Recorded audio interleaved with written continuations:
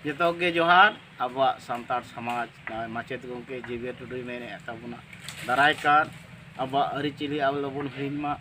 ru raha tirio banam tumdak tamak saj sapap leite seter hijuk kan noa sorhai re hopora jawai gungkit ko jaha ko rodonea ar ko menea horen नेता को नेल कते आयरन बांग को हजू कान ते उनी उयहर हमर हलांगे ए कय जुगिए मितावाय कान